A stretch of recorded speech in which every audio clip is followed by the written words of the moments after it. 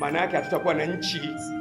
Ni lazima hawa wakuu wa vyombo tuwalinde ili waweze kusimamia nchi yetu sawa sawa, tuwe na future iliyojaa baraka. Na pia damu kumwagia katika nchi ni laana pia, tunaiingiza nchi yetu kwenye laana. Nitoe mfano, ninatoa mifano ya kueleweka. Mfano kama huu, nikupe mfano kama huu.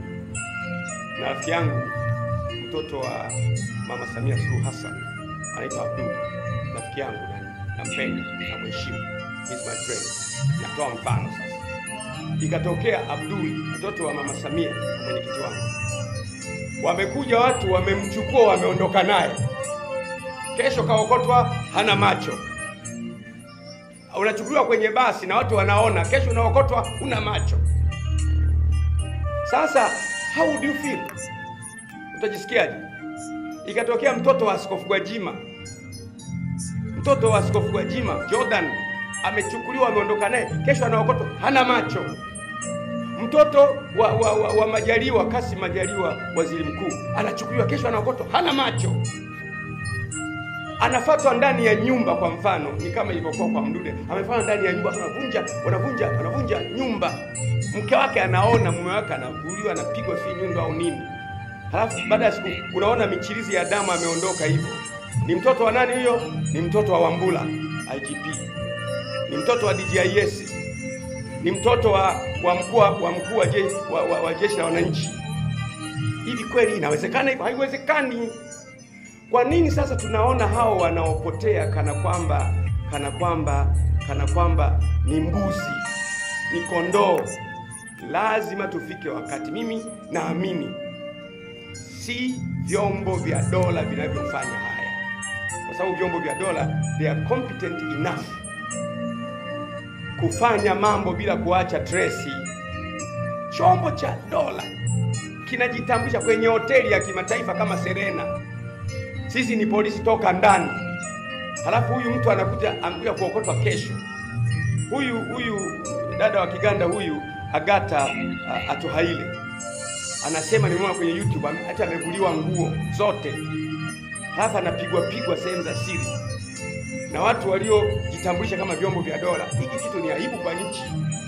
Hatuwezi kuwa na watalii siku zijazo, hoteli zetu haziwezi kuaminiwa, mahusiano yetu yanaharibika. Mimi siwezi kukaa kimya.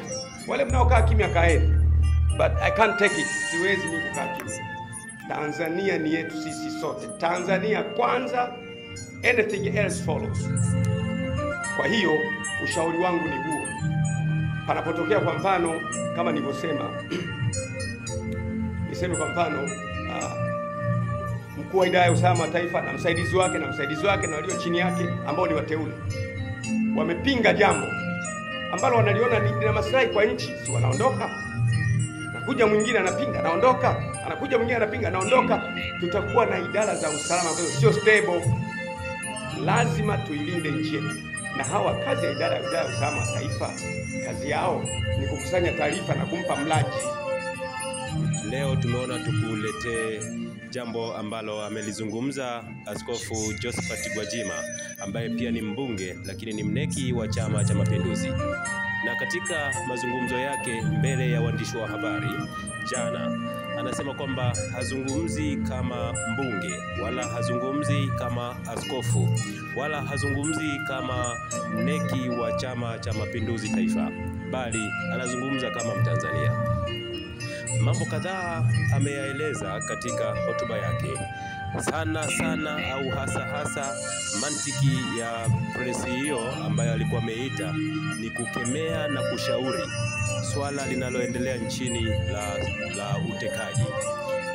Na ametaja baadhi ya watu ama majina kwamba anasikitishwa watu hao wametekwa, wamepotea, lakini mambo ni kama bado yanaendelea kufanyika kila uchwao, na hajui kwamba kesho atakuwa nani.